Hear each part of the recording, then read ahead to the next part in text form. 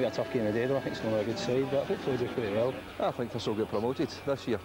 I'm quite confident of When we played so well last season, Lambie's made some good signings during the summer. We're going to do well this season. I think we're going to be close. Aye, very close.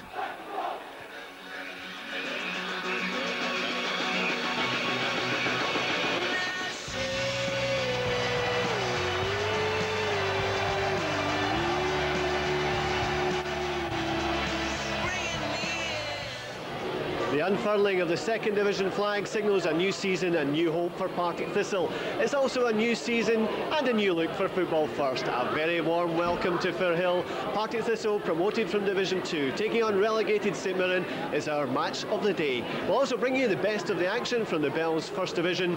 But first to Firhill, and let's have a look at the team lineups. Partick Thistle with several of their summer signings in the side. Richard Hutchford, Paddy Kelly among them, but Jerry Britton and Jamie Dolan having to settle for a place on the bench.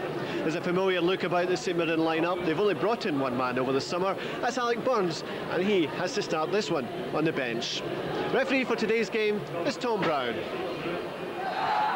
Well, this one came under the not-to-be-missed category with kick-off delayed for 10 minutes to allow the crowd to get in, and they weren't to be disappointed when they took their seats. St Mirren have been installed as pre-season favourites for the title, and if they had trouble scoring in the Premier League, there were no problems here. Barry McLaughlin with the first, and he made sure we all knew it. McLaughlin is one of several St Mirren supporters in the dressing room, and he'd be just as happy as these fans.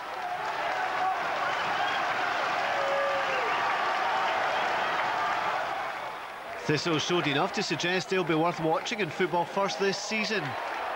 Just look at the way Martin Hardy got his head down and drove at the Saints' defence.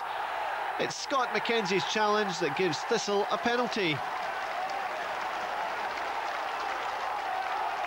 And there was an anxious wait for McKenzie, although disappointment for the Thistle fans when the card was yellow.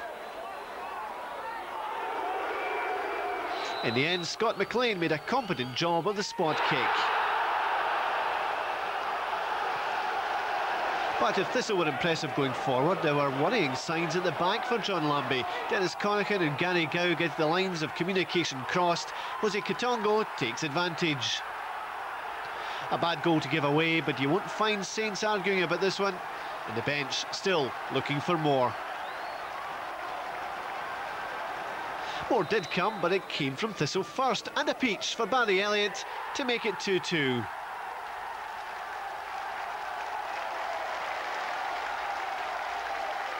It's Danny Lennon's free kick and a free header for Elliot.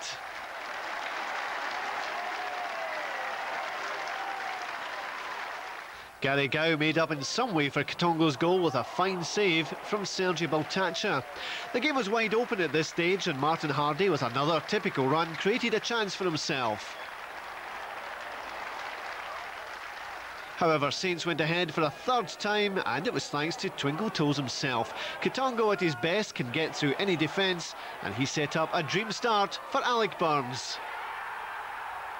Burns had come on just seconds earlier, and this was his first touch in a St Mirren jersey. But if we thought that was it and Plucky Thistle were unlucky, they had other thoughts. Danny Lennon pounced with minutes remaining to make it 3-3. Paddy Kelly carried off before the end, suffered only heavy bruising. A good day and a good start for Thistle. I thought we deserved 3. The second half we created a lot of chances, and I thought the boys were magnificent. We lost at least 2 out of the 3. They were terrible goals to lose. But in saying that, I thought my boys were magnificent today, and every one of them can go home and have a few drinks and enjoy their weekend. We've won the game 3 times. We're 3 times in front, and 3 times Partick Thistle come back and equalise. And you've got to give a lot of credit to Partick Thistle. They never let their heads go down, and you know, they take the credit of the game rather than ourselves. When the fixtures first come out, we thought it was a great game to play, come back up and play in the first division.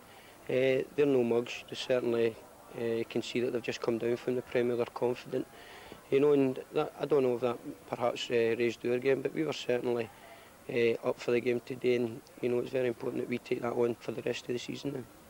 Well, if we could produce football like that every week, and I must give credit to both teams, it was a great rip-roaring game, 6 goals, plenty of excitement in it, and that's what football's all about. I would, as I say, if we'd have lost the game, I mean, I'd have been really bitter disappointed. Well, there we are. We simply couldn't have wished for a better opening game. Partick Thistle holding the title favourites St Mirren. And here are a look at the odds for all the teams in the Bell's First Division. And that goes all the way down to Arbroath at 66 to 1.